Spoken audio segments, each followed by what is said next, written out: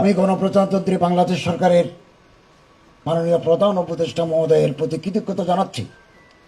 তিনি সবসময় হজের ব্যাপারে আমার কাছে আপডেট জানতে চান, দেখা হলেও বলেন অথবা ট্যাক্স দিয়ে তিনি আমার কাছে জানতে চান কি প্রবলেম। শেষে একবার বলেছেন, the whole government is with you in this matter. কোনো অসুবিধা থাকলে তুমি আমাকে বলো কি করতে হবে। এবং এই কিছুক্ষণ আগে 4টায় আমরা লাভবাহিক মোবাইল অ্যাপস উদ্বোধন করে আসলাম এবং আমি ব্যয়ের বিমান ভাড়া যৌক্তিকভাবে কমানোর জন্য বেসরকারি বিমান পরিবহন ও পর্যটন মন্ত্রণালয় কর্তৃপক্ষের সাথে কাছে কৃতজ্ঞতা জ্ঞাপন করি।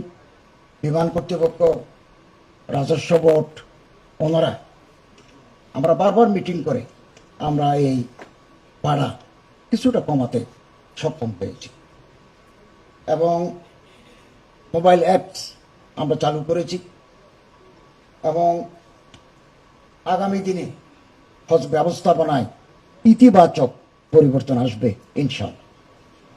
আপনারা জানেন আমি সৌদি আরবের কিংডম অফ সৌদি আরবিয়ার হুজুরুল হজ ওয়াল উমরা ডক্টর তৌফিক ফাউজানের সাথে বেশ কয়েকবার বৈঠক করেছি।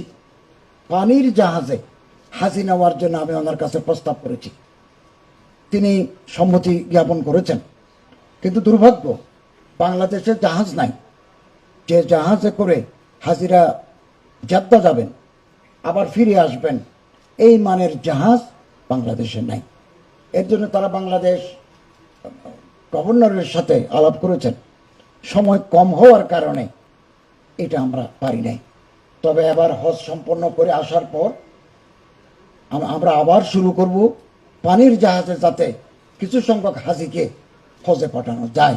এই ব্যবস্থা আমরা আবার আন্তরিকভাবে চেষ্টা করি। সবল নেতৃত্বে আমাদের হজের কার্যক্রম অত্যন্ত সুন্দরভাবে পরিচালিত হচ্ছে।